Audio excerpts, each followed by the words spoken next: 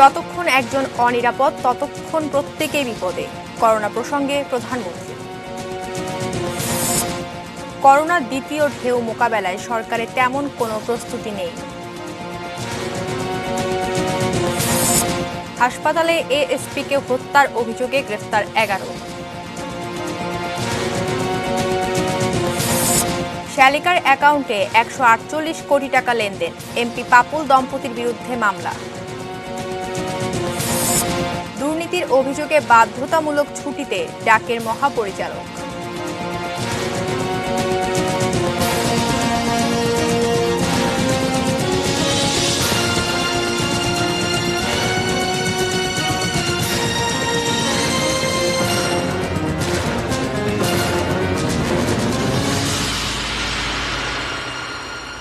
এটি নিউজ দেখছেন। রাত 8টা নিউজ আওয়ারের সঙ্গে আছি আমি মেহসাবিন মুনিয়া। শিরোনামগুলো শুনছিলেন।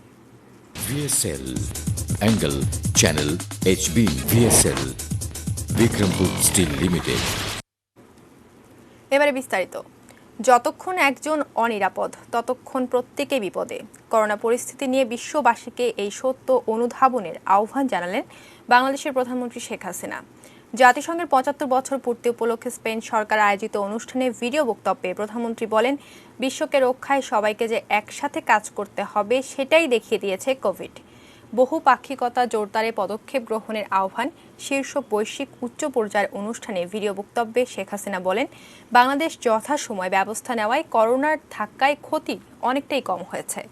এই অনুষ্ঠানে বাংলাদেশ ছাড়াও স্পেন, সুইডেনের প্রধানমন্ত্রী, কোস্টারিকার প্রেসিডেন্ট সহ বেশ কিছু দেশের উপপ্রধানমন্ত্রী ও পররাষ্ট্রমন্ত্রীরা ভিডিও কনফারেন্সে বক্তব্য রাখেন। Despite the impact of the pandemic, our GDP registered a 5.24% growth due to our timely interventions. The COVID-19 pandemic is a stark reminder that no one is safe until everyone is safe. In order to reduce inequality, eradicate poverty, and protect our planet, we need to work together and reinforce our multilateral efforts. Corona ভাইরাসে আক্রান্ত হয়ে দেশে গত 24 ঘন্টায় আরও 16 জনের মৃত্যু হয়েছে। এ নিয়ে মোট মৃতের সংখ্যা দাঁড়ালো 6108-এ। সারা দেশের 115টি ল্যাবে গত 24 ঘন্টায় 13,520টি নমুনা পরীক্ষা করা হয়। এতে নতুন রোগী শনাক্ত হয়েছেন 1699 জন। ফলে মোট আক্রান্তের সংখ্যা দাঁড়ালো 4,23,260-এ। মঙ্গলবার বিকেলে স্বাস্থ্য অধিদপ্তরের বিজ্ঞপ্তিতে দেশে কোভিড-19-এর সবশেষ পরিস্থিতি জানানো হয়। অধিদপ্তরের হিসেবে চিকিৎসাধীন আরও 1,648 জন রোগী সুস্থ হয়েছেন। এ নিয়ে মোট সুস্থ হলেন 3,41,416 জন। শুরু থেকে এখন পর্যন্ত নমুনা পরীক্ষা করা হয়েছে 24,70,164 জনের।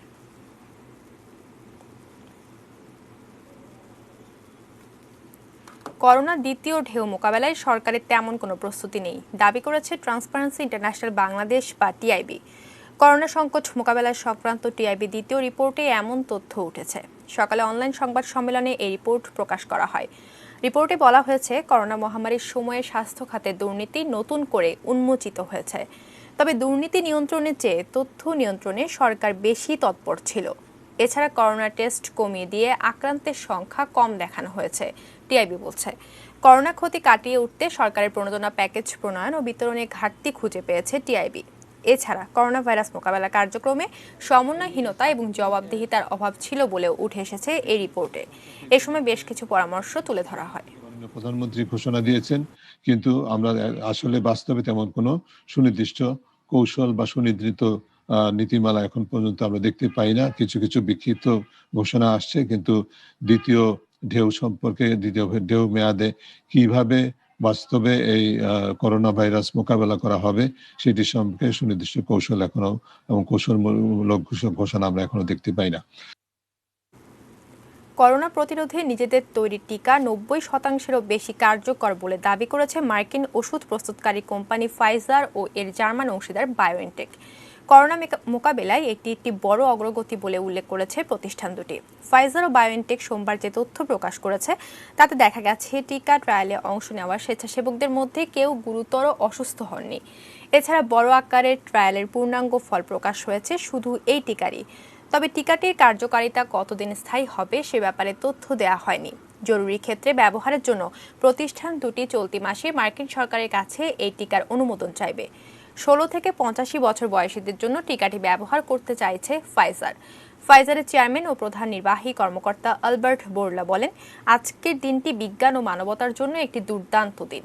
তারা এমন সময় টিকার মাইলফলক অর্জন করেছেন যখন বিশ্বজুড়ে নতুন করে সর্বোচ্চ সংক্রমণের রেকর্ড হচ্ছে। করোনা মোকাবেলায় বিশ্বে 140টিরও বেশি টিকা গবেষণার কাজ চললেও মাত্র কয়েকটি টিকা চূড়ান্ত পর্যায়ে ট্রায়ালে রয়েছে।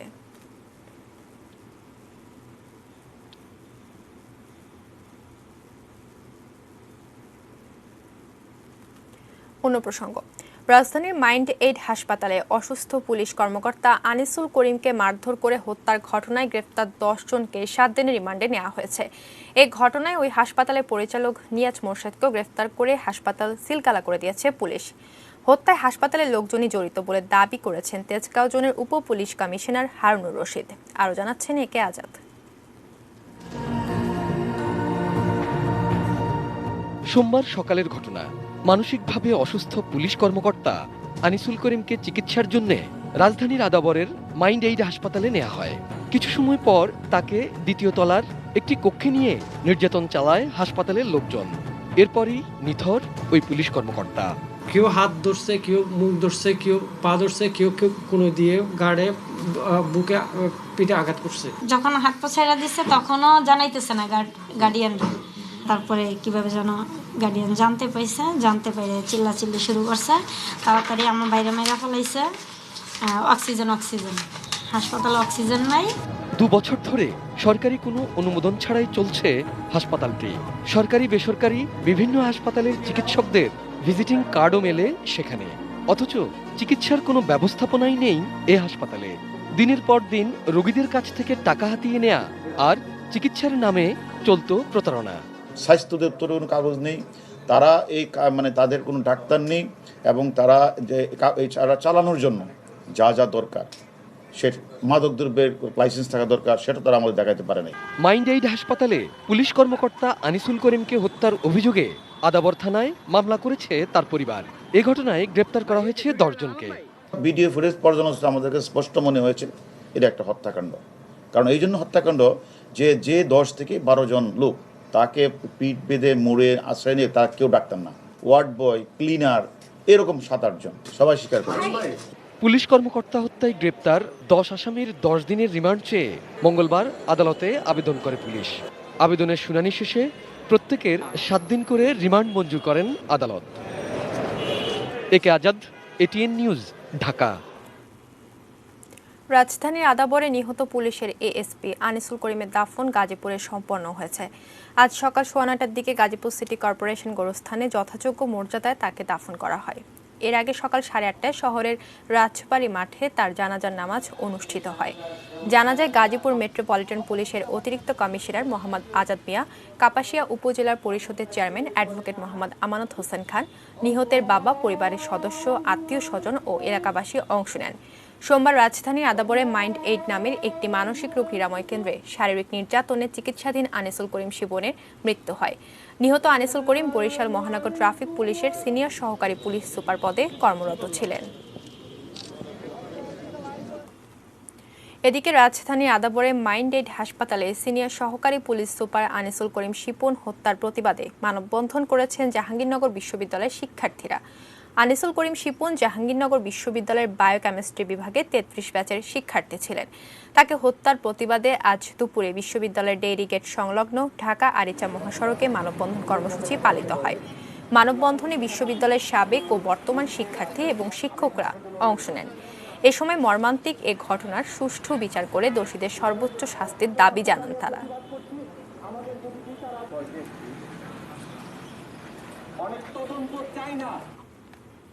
দুই এমপির বিরুদ্ধে মামলার সিদ্ধান্ত নিয়েছে দুর্নীতি দমন কমিশন দুদক। তারা হলেন লক্ষ্মীপুর 2 আসনের সংসদ সদস্য কাজী শহীদ ইসলাম পাপুল ও তার স্ত্রী আরেক এমপি সেলিনা ইসলাম। তাদের বিরুদ্ধে অবৈধ লেনদেনের প্রমাণ পেয়েছে দুদক। মামলায় মোট আসামি হতে পারেন 4 জন। বাকি 2 জন হলেন পাপুলের মেয়ে ওয়াফা ইসলাম ও শালিকা জেসমিন প্রধান। দুদকের অনুসন্ধানে এমপি পাপুলের শালিকার ব্যাংক অ্যাকাউন্টে 148 কোটি অবৈধ লেনদেনের তথ্য উঠে এসেছে। এরই মধ্যে তাদের সবাইকে দেশ ত্যাগেও নিষেধাজ্ঞা দিয়েছে সংস্থাটি। গত 6 জুন রাতে কুয়েতের মুশরেফ আবাসিক এলাকা থেকে দেশটির অপরাধ তদন্ত বিভাগ গ্রেফতার করে এমপি পাপুলকে।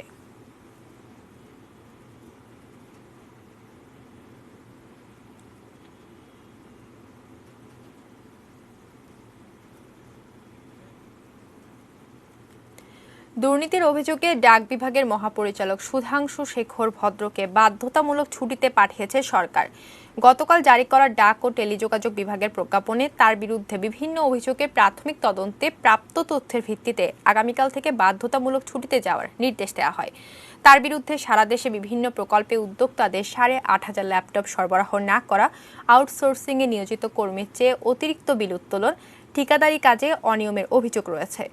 অভিযোগ আছে শত কোটি টাকা পাচারের। এছাড়া নিজের নামে সম্পদ না রেখে আত্মীয় স্বজনদের নামে সম্পদ করেছেন তিনি।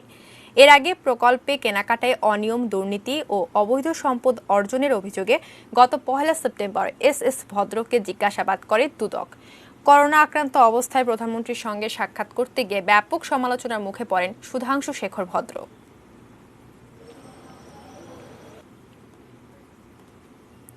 জি.কে. শামীম সহ 8 জনের বিচার শুরু। গুলশান থানায় দায়ের করা মানি লন্ডারিং মামলায় যুবলীগের বহিষ্কৃত নেতা জি.কে. শামীম এবং তার 7 দেহরক্ষীর বিরুদ্ধে মঙ্গলবার অভিযোগ গঠন করেছেন আদালত। ঢাকার বিশেষ জজ আদালত 10-এর বিচারক মোহাম্মদ নজরুল ইসলাম অভিযোগ গঠন করে সাক্ষ্য গ্রহণের জন্য 19 নভেম্বর দিন ধার্য করেছেন। ক্যাসিনো বিরোধী অভিযানে 2019 সালের 20 সেপ্টেম্বর জি.কে. শামীমের গুলশানের নিকেতনের বাসায় অভিযান চালায় র্যাব। আলোচিত এই অভিযানে নগদ 1,81,28,000 টাকা এবং 165 কোটি টাকার এফডিআর সহ আগ্নেয়াস্ত্র, বিদেশি মদ উদ্ধার করা হয়। তদন্ত শেষে 4 আগস্ট জি.কে. শামীম সহ 8 আসামির বিরুদ্ধে আদালতে অভিযোগপত্র জমা দেয় সিআইডি।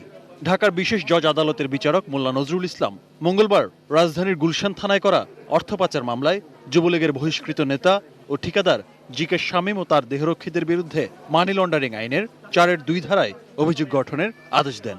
এই যে টাকাগুলি তার কাছে পাওয়া গেল, এই টাকাগুলি কোনো বৈধ উৎস এবং কীভাবে টাকাগুলি এসছে ওখানে, এগুলো কিছু বৈধ কোনো কাগজ দেখাতে পারেনি। জি.কে. শামীম সহ অন্য 7 জন আসামি প্রত্যেকে এসে সম্পৃক্ততা আছে এবং তারা প্রাথমিকভাবে তাদের বিরুদ্ধে মামলাটা প্রমাণিত হয়েছে। এই জন্য আদালত তাদের বিরুদ্ধে এই মানি লন্ডারিংয়ের আইনের 4-2 ধারায় চার্জ গঠন করা হয়েছে। অভিযোগপত্রের তথ্য অনুযায়ী দেশের 180টি ব্যাংক হিসাবে প্রায় 337 কোটি টাকার স্থায়ী আমানত রয়েছে জি.কে. শামীমের। রাষ্ট্রপক্ষের আইনজীবী জানান 41 কোটি টাকার স্থাবর সম্পদেরও সন্ধান পেয়েছে তদন্ত সংস্থা।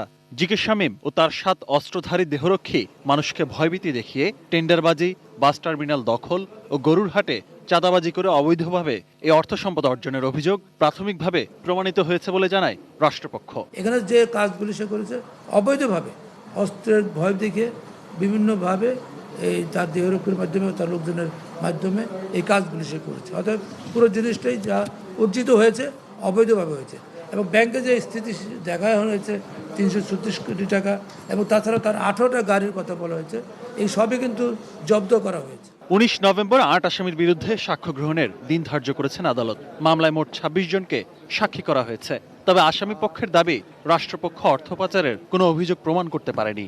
আমার বিরুদ্ধে যে এলিগেশনগুলো আনা হয়েছে, আমি কত টাকার বৈধ সম্পদ, কত টাকার অবৈধ সম্পদ, এই বিষয়গুলো আলাদা আলাদা করে ভাগ ভাগ করে চাষের উপস্থাপন করা হয়নি।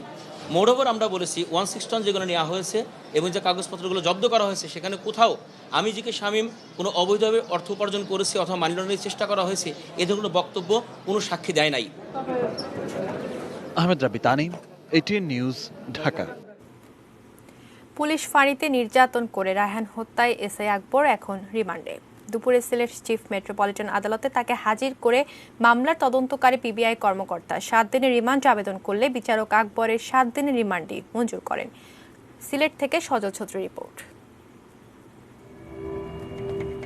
গত 10 অক্টোবর রাতে সিলেটের বন্দরবাজার পুলিশ ফাঁড়িতে ধরে এনে টাকার জন্য তরুণ রায়হানকে পিটিয়ে মেরে ফেলা এই সেই ফাঁড়ি ইনচার্জ আকবর হোসেন ভূঁইয়া। পদে এসআই হলেও ফাঁড়ির মাধ্যমে চাঁদাবাজি আর ঊর্ধ্বতনদের প্রশ্রয়ের কারণে নামের মতোই বাদশাহী জীবন ছিল তার। এখানেই শেষ নয়, অবৈধ টাকায় বিলাসবহুল জীবনযাপনকারী খুনি আকবর রোমান্টিক নাটকের হিরো হতে চাইতেন। ইচ্ছে আছে দেশের ভালো রোমান্টিক নাটকের হিরো হব। পুলিশ ফাঁড়িতে টাকার জন্য পিটিয়ে তরুণ হত্যার পর ভারতে পালিয়ে গেলেও শেষ রক্ষা হয়নি আকবরের। 28 দিন পর খাসিয়া সম্প্রদায়ের লোকজন তাকে আটক করলে জোর হাতে প্রাণ ভিক্ষা চান তিনি।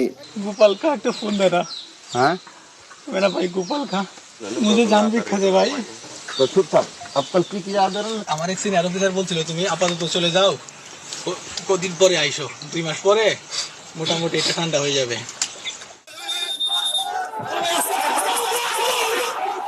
আকবরকে আটকের পর খাসিয়ারা সিলেট পুলিশের হাতে তুলে দেয় তাকে। মঙ্গলবার দুপুরে আদালতের মাধ্যমে তাকে রিমান্ডে নেয় রায়হান হত্যা মামলার তদন্তকারী সংস্থা পিবিআই। আকবরকে এজলাসে উঠালাম, কোর্টে নিয়ে আসলাম। তো ভিডিও আমাদের ম্যাজিস্ট্রেট জজ উনি 7 দিনের রিমান্ড। আসলে আকবর এই মামলার প্রধান সন্দেহভাজন আসামি। সম্পূর্ণ মামলাটা তাকে ঘিরে তাকে আবর্তিত হবে, সেটা মাথায় রেখে আমরা মামলা তদন্ত এগিয়ে নিয়ে যাব।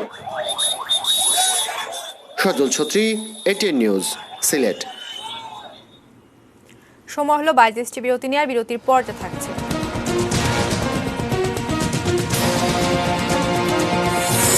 যানজট নিরসনে রাজধানীর 42 রুটে চলবে 22 কোম্পানির বাস।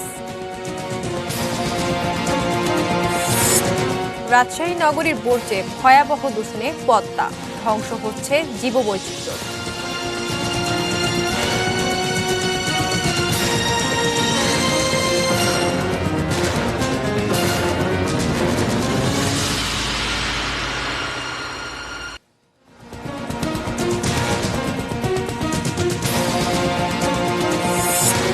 যতক্ষণ একজন অনিরাপদ ততক্ষণ প্রত্যেকেই বিপদে, করোনা প্রসঙ্গে প্রধানমন্ত্রী। করোনার দ্বিতীয় ঢেউ মোকাবেলায় সরকারের তেমন কোনো প্রস্তুতি নেই। হাসপাতালে এএসপিকে হত্যার অভিযোগে গ্রেফতার 11।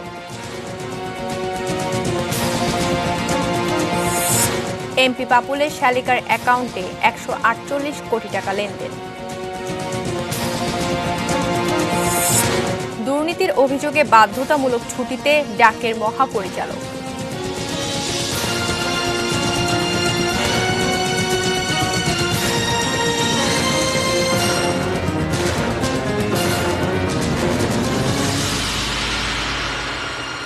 আবারও আমন্ত্রণ জানাচ্ছি 8টা নিউজ আওয়ারে। ধন্যবাদ সঙ্গে থাকার জন্য। যাচ্ছে অন্যান্য খবরে। মত ও পথের মিল না থাকলেও বঙ্গবন্ধুর ডাকে ঐক্যবদ্ধ হয়েছিল দেশের স্বাধীনতাকামী রাজনৈতিক দলগুলো। তার আহ্বানে নিঃশেষে প্রাণ বিলিয়ে দিতেও কুণ্ঠাবোধ করেননি তরুণরা। মুজিববর্ষ উপলক্ষে জাতীয় সংসদের বিশেষ অধিবেশনে এভাবেই জাতির পিতাকে স্মরণ করছেন সংসদ সদস্যরা। তাদের ভাষণে উঠে এসেছে কিভাবে গ্রামের দামাল কিশোর থেকে বিশ্ব নেতা হয়ে উঠেছিলেন বঙ্গবন্ধু। জাতির পিতাকে সম্মান জানাতে প্রধানমন্ত্রী শেখ হাসিনার প্রস্তাবে মঙ্গলবার দ্বিতীয় দিনের মতো আলোচনা করেন সংসদ সদস্যরা। তারা বলেন, ইতিহাসের কালো অধ্যায় পেরিয়ে এখন বঙ্গবন্ধুর দেখানো পথেই হাঁটছে বাংলাদেশ, আর তাই হয়ে উঠছে সারা বিশ্বে উন্নয়নের রোল মডেল। যে মিছিল আসবে সে যেন পকেটে নিজের নাম ঠিকানা লিখে আসে। সেখানে আমরা মৃত্যুর পকেটে 1 টুকরা কাগজ পাই, সেখানে লেখা ছিল, মা আমি মিছিলে যাচ্ছি, যদি ফিরে না আসি মা মনে করো তোমার ছেলে প্রিয় নেতা শেখ মুজিব জন্য বাংলার মানুষের জন্য জীবন দিয়ে গেল। বঙ্গবন্ধু কেবল দলের নেতা ছিলেন না, তিনি দলীয় নেতা ছিলেন না, তিনি দেশের নেতা ছিলেন, মানুষের নেতা ছিলেন। এবং যে কারণে যখন বিরোধী তার বিপরীত অবস্থানে যারা আমরা ছিলাম তাদেরকেও তিনি সমানভাবে স্নেহ করতেন, সমানভাবে আদর করতেন, সমানভাবে তার শ্রদ্ধাবোধ ছিল। আমেরিকা নির্বাচন দেখে নির্বাচন কমিশনের শিক্ষা নেওয়া উচিত, কিভাবে নিরপেক্ষ নির্বাচন দিতে হয়, এমন মন্তব্য বিএনপি মহাসচিব মির্জা ফখরুল ইসলাম আলমগীরের। আসন্ন দুটি উপনির্বাচন সামনে রেখে সংবাদ সম্মেলনে বিএনপি মহাসচিব বলেন, বিএনপির মতামত উপেক্ষা করে সম্পূর্ণ দলীয় ব্যক্তিদের দিয়ে নির্বাচন কমিশন গঠিত হয়েছে। উপনির্বাচনে বিএনপি নেতাকর্মীরা ঘর থেকে বের হতে পারছে না বলেও অভিযোগ করেন বিএনপির এই নেতা। বিএনপি নেতাকর্মীদের উপর মামলা হামলা করা হচ্ছে এমন অভিযোগ তোলেন বিএনপি মহাসচিব। সুষ্ঠু নির্বাচন দিতে না পারলে নির্বাচন কমিশনকে পদত্যাগ করারও আহ্বান জানান মির্জা ফখরুল। নির্বাচন থেকে শিক্ষা নেওয়া উচিত।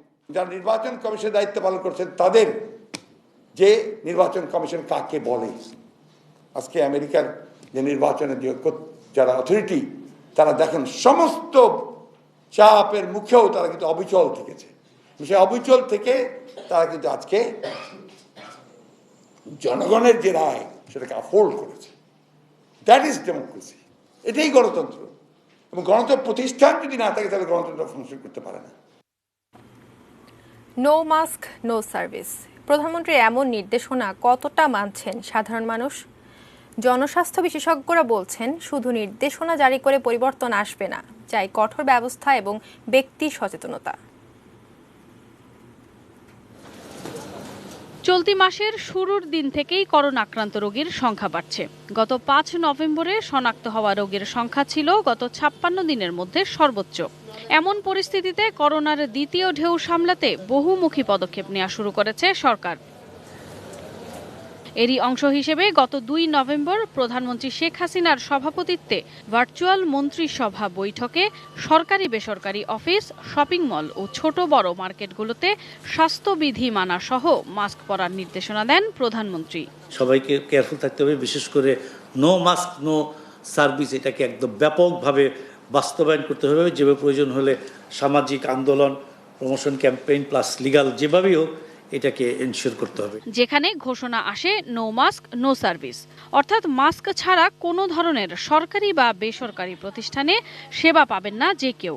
এমনকি সরকারি কর্মকর্তা কর্মচারী সবাইকে বাধ্যতামূলকভাবে মাস্ক পরতে হবে। কিন্তু বাস্তবে তা কতটা কার্যকর? মাস্ক ছিল, মাস্ক এখানে ওই যে ওর সাথে কথা বললাম যে এই মাস্ক আমার এখানে। আপনি কি সার্ভিসটা সম্পর্কে জানেন? হ্যাঁ জানি। পকেটে ছিল, মানে পড়ছিলাম, কিন্তু ওই গরম লাগতেছিল তো একটু খুলছি, উত্তরটি কিন্তু খুলছি। তবে ছিল ভিন্ন পরিস্থিতিও। করোনা প্রতিরোধে সরকারি নির্দেশনা মেনেই দেয়া হচ্ছে সেবা। নিয়ম মানার চিত্র দেখা গেছে বেসরকারি নানা প্রতিষ্ঠানগুলোতেও। যে আমরা কাস্টমারকে যে সার্ভিসটা প্রোভাইড করছি সেটা অবভিয়াসলি আমরা মাস্ক ছাড়া তাদেরকে অ্যালাউ করবো না। ইন অ্যাডিশন টু যা সাপোর্ট যে দরকারটা সেটা আমরা আমাদের সিকিউরিটি গার্ড আছে, গেটে থেকে এন্ট্রেন্সে আমরা এই জিনিসটা এনশোর করছি। মাস্ক ছাড়া আসলে তো আমাদের যে গেটে যে লোকজন আছে ওনারা বলছে মাস্ক পরে আসেন, এটা কমন হয়ে গেছে। তবে যে পানিতে ব্লিচিং পাউডারে যে পা ভিজে আসতে হবে এগুলি সবাই মানতে চায় না। ব্যক্তি সচেতনতায় কিংবা বাধ্য হয়েই হোক সাধারণ মানুষ মাস্ক পরেই আসছেন ব্যাংকে কিংবা বিভিন্ন সেবা প্রতিষ্ঠান বা কর্মস্থলে। অনেক ধরনের লোকজন আসে, ১০০ জনের মধ্যে হয়তো ৪ থেকে ৫ জন লোক একটু রিয়াক্ট করে মাঝে মাঝে। তারা হয়তো অনেক সময় এটা মেনটেন করতে চায় না। এটা অনেক জায়গাতেই আছে আর কি, নো মাস্ক নো সার্ভিস বা নো এন্ট্রি। বাট এটার জন্যই না, শুধু নিজের সেফটির জন্যই আর কি ইউজ করি এবং সর্বদাই ইউজ করি আর কি। শীতে বাড়তে পারে করোনা, তাই শুধু নীতিমালাই যথেষ্ট নয়, দরকার ব্যক্তি সচেতনতা, দাবি স্বাস্থ্য বিশেষজ্ঞদের। Sadia Nancy, ATN news, Dhaka. Dhaka শহরকে ঘিরে 291টি বাস রুট কমিয়ে আনা হবে 42টিতে। বর্তমানে 2500 মালিক ও কোম্পানিকে নিয়ে আসা হবে 22টি কোম্পানিতে। আগামী বছরের শেষ নাগাদ বাস রুট রেশনালাইজেশনের কার্যক্রম অনেকটাই দৃশ্যমান হবে, জানিয়েছেন ঢাকা দক্ষিণের মেয়র ব্যারিস্টার শেখ ফজলিনুর তাপস। রাজধানীর গণপরিবহনকে সুশৃঙ্খল করা এবং যানজট নিরসনে সরকারের সর্বোচ্চ পর্যায় থেকে 5 বছর আগে কঠোর নির্দেশনায় বাস রুট রেশনালাইজেশন নামে একটি পরিকল্পনা প্রণয়ন করা হয়। কমিটির প্রধান করা হয়েছিল ঢাকা উত্তরে তৎকালীন মেয়র আনিসুল হককে, তবে তার মৃত্যুর পর আর সেভাবে এগোয়নি। অবশ্য ঢাকা দক্ষিণের মেয়র শেখ ফজলিনুর তাপস পদাধিকার বলে এই কমিটির আহ্বায়ক হওয়ার পর আবারও গতি পেয়েছে প্রকল্পটি। দুপুরে নগর ভবনে কমিটির 13তম বৈঠক শেষে তিনি জানান, আনিসুল হকের পরিকল্পনা বাস্তবায়নে এখন অনেকটাই অগ্রগতি হয়েছে। 291টি রুট রয়েছে, সেই রুটগুলোকে আমরা সন্নিবেশ করে সমন্বয় করে আমরা 42টি প্রাথমিকভাবে 42টি রুটে আমরা সেটাকে কমিয়ে আনার চিন্তা করা হয়েছে এবং সেই 42টি রুট এখন যেই 2,500 মালিক মাধ্যমে যে বাস রুটগুলো পরিচালিত হচ্ছে সেটাকে কমিয়ে আমরা 22টি কোম্পানিতে আমরা পরিণত করব। আগামী মাসের মধ্যে আরও অন্তত 10টি নতুন টার্মিনালের জন্য জায়গা নির্ধারণ করে মার্চের মধ্যেই এ সংক্রান্ত পরিকল্পনা চূড়ান্ত করা হবে বলে জানান তিনি। সবকিছু যদি ইনশাল্লাহ আমরা সুষ্ঠু ব্যবস্থাপনার মধ্যে করতে পারি তাহলে আগামী বছরের শেষ নাগাদ আমরা আশাবাদী যে একটি পর্যায়ে, একটা দৃশ্যমান পর্যায়ে আমরা এগিয়ে যেতে পারবো। তবে সুনির্দিষ্টভাবে মনিরুল ইসলাম মিন্টু, এটিএন নিউজ, ঢাকা। শহরে পড়ছে ভয়াবহ দূষণে রাজশাহীর পদ্মা নদী। ধ্বংস হচ্ছে জীববৈচিত্র্য। এই দূষিত পানিতে সেচের ফলে খাদ্যচক্রে ঢুকে পড়ছে বিষ। মানুষের শরীরে পাওয়া যাচ্ছে সীসা জাতীয় মারাত্মক ক্ষতিকর উপাদান। পদ্মার দূষণ ও দখল নিয়ে বুলবুল হাবিবের 2 পর্বের ধারাবাহিকের প্রথম পর্ব আজ। ছবি তুলেছেন রুবেল ইসলাম। 10 লাখ জনসংখ্যার এই রাজশাহী মহানগরী গড়ে উঠেছে পদ্মার তীরে। নদীর তীর ঘেঁষে অন্তত 8 থেকে 9টি এলাকা। বাসাবাড়ি, গৃহস্থালী, ময়লা আবর্জনা প্রতিদিনই ফেলা হচ্ছে পদ্মা নদীতে। আমরা একটু কাছে হয়, নদীর ধারে হয়, ওর জন্য ফেলে দিই। ময়লা গেলে নদীর মধ্যে ঢুকে যায়। আর আমাদের এখানে নির্ধারিত কোনো ডাস্টবিন নাই, যে কারণে ভিতরকার মানুষজন এসে সব এখানে ফেলে দেয়। নোংরা আবর্জনার ফেলার জায়গা নাই, তো এটা আমাদের একটু ব্যবস্থা করলে ভালো হয়। নদীর তীরে গড়ে ওঠা দোকানপাট থেকেও প্লাস্টিকের কাপ, প্লেট, পলিথিন, খাদ্যদ্রব্য সহ ময়লা আবর্জনা এভাবে ফেলা হয়। এতে পানির দূষণ সহ পদ্মার পাড়ের পরিবেশও নষ্ট হচ্ছে। এছাড়া পানি উন্নয়ন বোর্ডের 5টি স্লুইস গেট দিয়ে শহরের তরল বর্জ্য মিশছে পদ্মায়। এই তরল বর্জ্যে নগরী 20,000 অটোরিকশার ব্যবহৃত অ্যাসিড সহ বিভিন্ন ক্ষতিকারক উপাদান রয়েছে। প্লাস্টিকের কিন্তু সরকারিভাবে এটা নিষিদ্ধ হয়ে আছে, তারপরেও এটা এত খোলামেলা ভাবে বিক্রি হচ্ছে এবং ব্যবহার হচ্ছে, এটা বন্ধ করা দরকার। তা না হলে আমরা নদীকে অনেকভাবে নষ্ট করে ফেলেছি ইতিমধ্যেই, এবং বাকি যেইটুকু আছে সেটুকু নষ্ট হয়ে যাবে। এই পদ্মার উৎপত্তি হিমালয়ের পাদদেশে গঙ্গা নামে। ভারতের উত্তরপ্রদেশ পলিউশন কন্ট্রোল বোর্ড তাদের গবেষণায় বলছে ভারতের মধ্যে গঙ্গা নদী দূষণের মধ্যে দ্বিতীয়। গঙ্গা নদীর তীরে সহস্রাধিক শহর, শিল্প, কলকারখানা ও তীর্থস্থান। তাদের বর্জ্যও প্রতিনিয়ত পদ্মা নদীকে দূষণ করছে। এই পানিটা যখন কৃষি জমিতে যাচ্ছে তখন কৃষি জমির সয়েল এবং ওয়াটার পলিউশন করছে। এবং খালি তাই না, সয়েল এবং ওয়াটার যখন পলিউটেড হবে তখন সেখানে চাষকৃত শস্য যেটা আছে সেই শস্যর মধ্যেও সেই পলিউশনটা, যে উপাদানগুলো আছে সেখানে চলে যাবে। চলে গেলে সেটা হিউম্যান বডিতে ঢুকে যাবে। এখানে যেমন পরিবেশকে ক্ষতি করছে, তেমনিভাবে ক্ষতি করছে হলো এই অঞ্চলের যে পদ্মা নদীতে যে মাছ কিংবা প্রাণী লাইফ, যেগুলো জলজ প্রাণী যেগুলো, তাদের ক্ষতি হচ্ছে। গবেষকরা বলছেন নদীর দূষণ রোধে পরিকল্পনা মাফিক সমন্বিত উদ্যোগ গ্রহণ ও সুষ্ঠু নীতিমালা প্রণয়ন করে তা বাস্তবায়ন করা প্রয়োজন। Bulbul Habib, ATN news, Rajshahi. Social Islami bank limited বাণিজ্য সংবাদ।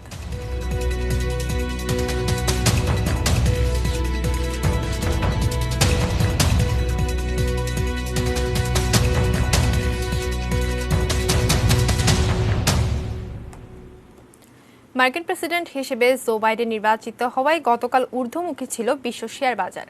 তিনি প্রেসিডেন্ট নির্বাচিত হওয়ার পর বিশ্বের বড় শেয়ার বাজারগুলোতে লেনদেন শুরু হয় সোমবার। এদিনই বিশ্ব শেয়ার বাজারে রেকর্ড দর ওঠে।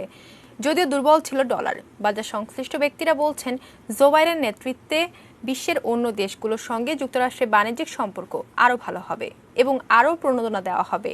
এমন সম্ভাবনাতেই শুরু থেকে শেয়ারের দাম ঊর্ধ্বমুখী হয়ে ওঠে। বিশ্বের 49টি দেশের শেয়ার বাজারের চিত্র উঠে আসে MSCI ওয়ার্ল্ড ইকুইটি ইন্ডেক্সে। গতকাল এর সূচক বাড়ে 0.5%। গত শুক্রবার এই সূচকে 7 মাসের মধ্যে সাপ্তাহিক সর্বোচ্চ উত্থান হয়।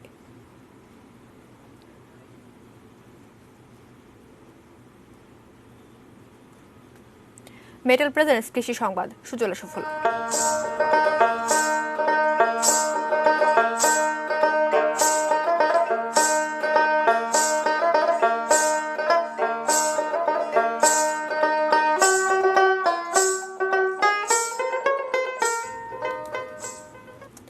পটলের আবাদ করে এবছর স্বাবলম্বী হয়েছেন বগুড়ার কৃষকরা। প্রতিকূল আবহাওয়ার কারণে এবছর বগুড়ায় 5,850 হেক্টর জমিতে শাকসবজি চাষ হয়েছে, যা লক্ষ্যমাত্রার চেয়ে 400 হেক্টর কম। কৃষি বিভাগ সূত্রে জানা গেছে, চৈত্র থেকে অগ্রহায়ণ মাস পর্যন্ত পটলের গাছ ফলন দেয়। 2-3 দিন পরপরই পটল জমি থেকে তুলে বাজারে বিক্রি করা যায়। বগুড়ার পটল স্বাদে অনেক বেশি সুস্বাদু বলেই দেশের সর্বত্র এই সবজির চাহিদা বেশি। এবছর আবাদ কম হওয়ায় কেজি প্রতি পাইকারিতে ৬০ টাকা দরে ও বাজারে ৮০ টাকায় বিক্রি হচ্ছে পটল।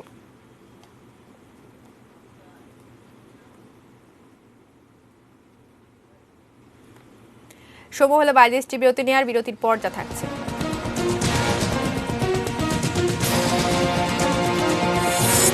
পেনসিলভানিয়ায় ট্রাম্প শিবিরের মামলা, আইনি লড়াই মাত্র শুরু, হোয়াইট হাউস। মেয়েদের জন্য শিক্ষা প্রতিষ্ঠানে আত্মরক্ষা কোর্স থাকা উচিত।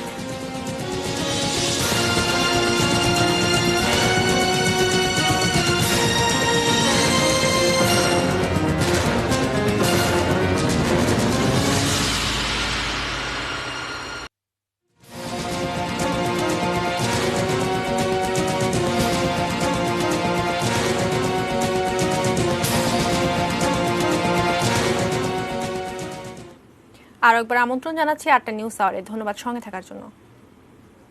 জানাবো দেশের বাইরের খবর। পেনসিলভানিয়ায় অস্বচ্ছ নির্বাচন হয়েছে অভিযোগ তুলে অঙ্গরাজ্যটির ভোট বাতিল চেয়ে রাজ্য আদালতে মামলা করেছে ট্রাম্প শিবির। এছাড়া বাইডেনের জয়ের প্রত্যয়ন দেওয়ার ক্ষেত্রে রাজ্যটির কর্মকর্তাদের থামাতে জরুরি ভিত্তিতে আদেশ চেয়েছেন তারা। যুক্তরাষ্ট্রের বিচার মন্ত্রণালয় প্রেসিডেন্ট নির্বাচনে কোনো অনিয়ম হয়েছে কিনা তা খতিয়ে দেখতে আইনজীবীদের অনুমতি দিয়েছে। এদিকে জো বাইডেনের জয়ের দাবি চ্যালেঞ্জ করে আইনি লড়াই শুরু হয়েছে বলে হুমকি দিয়েছে হোয়াইট হাউস।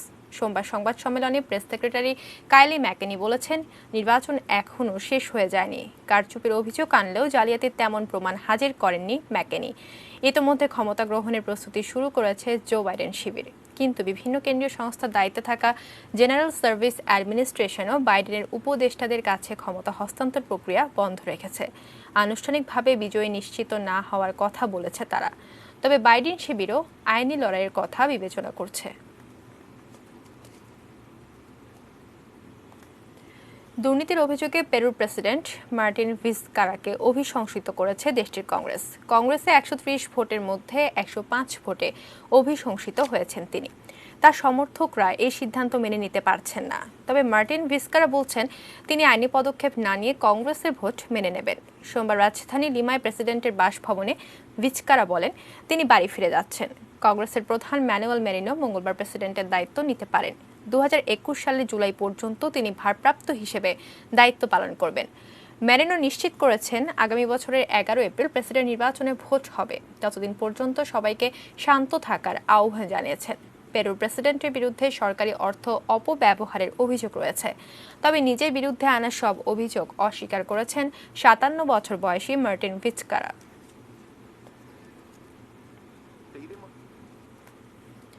ত্রিশ বছরের বেশি সময় ধরে ফিলিস্তিনিদের মুখপাত্র ও পিএলওর মহাসচিব থাকা সায়েব এরাকাত মারা গেছেন। তার রাজনৈতিক দল ফাতাহ ও ফিলিস্তিনের প্রেসিডেন্ট কার্যালয় জানিয়েছে, মঙ্গলবার ৬৫ বছর বয়সী এই রাজনীতিবিদের মৃত্যু হয় করোনায়। গত ১৮ অক্টোবর করোনা আক্রান্ত হওয়ার পর থেকে জেরুজালেমের হাদাসা হাসপাতালে চিকিৎসাধীন ছিলেন তিনি। ইসরায়েলের সঙ্গে প্রায় প্রতিটি শান্তি আলোচনায় জড়িত ছিলেন সায়েব এরাকাত। ১৯৯১ সালে ঐতিহাসিক মাদ্রিদ সম্মেলনে অংশ নেওয়ার সময় তার পরনে ছিল ফিলিস্তিনি জাতীয়তাবাদীর প্রতীক সাদা কালো কাফিয়া, যা বিশ্ব সম্প্রদায়ের দৃষ্টি আকর্ষণ করে। পরবর্তী ৫ দশক পশ্চিমা গণমাধ্যমে তার জোরালো উপস্থিতি দেখা গেছে। এ সময় তিনি কয়েক দশকের সংঘাত নিরসনে দুই রাষ্ট্রতত্ত্বের সমর্থনে লড়াই চালিয়ে গেছেন। Clemon sports news.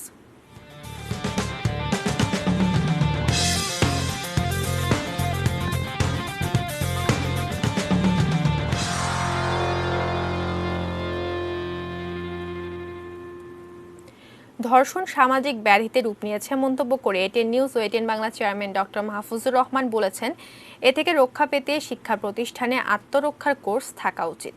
জাতীয় মহিলা রকবল চ্যাম্পিয়নশিপের পুরস্কার বিতরণী অনুষ্ঠানে তিনি এই মন্তব্য করেন। মঙ্গলবার সকালে শেখ রাসেল রোলার স্কেটিং কমপ্লেক্সে অনুষ্ঠিত হয় জাতীয় মহিলা রকবল চ্যাম্পিয়নশিপের ফাইনাল খেলা। রকবল খেলা যারা আগে দেখেননি তাদের কাছে এটিকে ভলিবল মনে হতে পারে, তবে ভলিবলের সঙ্গে রকের পার্থক্য এখানে যুক্ত হয়েছে গোলবার। পয়েন্ট গণনায় রয়েছে ভিন্নতা।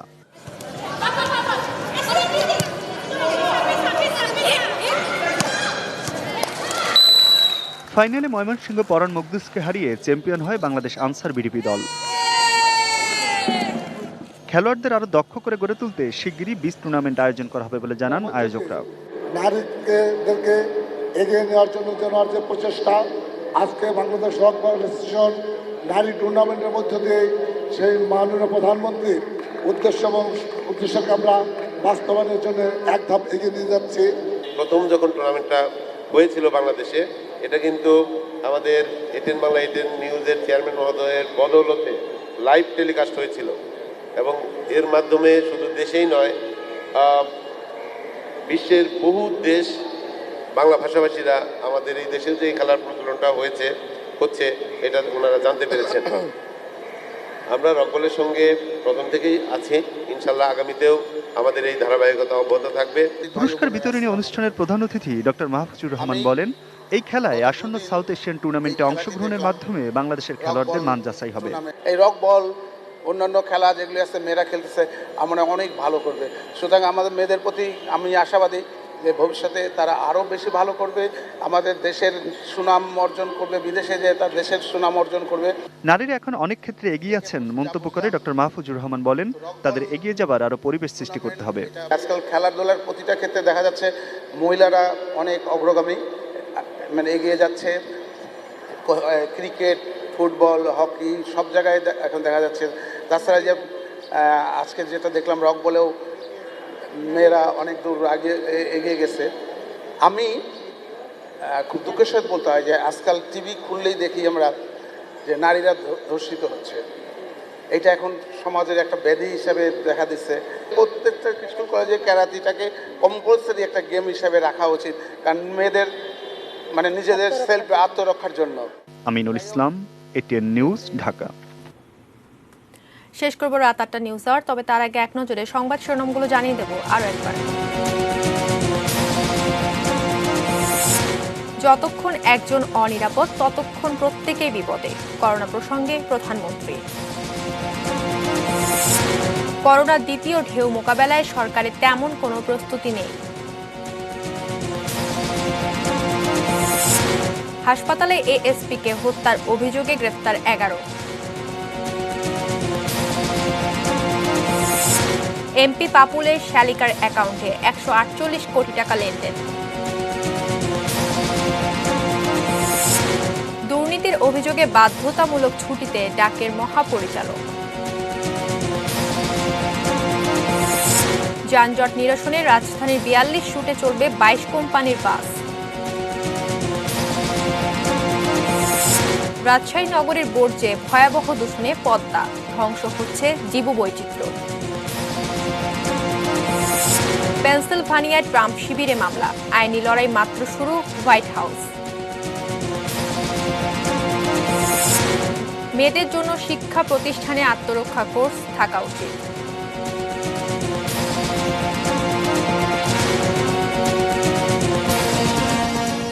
এই ছিল রাত ৮টা নিউজ আওয়ার। সঙ্গেই থাকুন, দেখতে থাকুন এটিএন নিউজ। এটিএন নিউজের ব্রেকিং নিউজ মোবাইলে পেতে টাইপ করুন START SPACE N এবং পাঠিয়ে দিন 595 এই নম্বরে। ধন্যবাদ সবাইকে।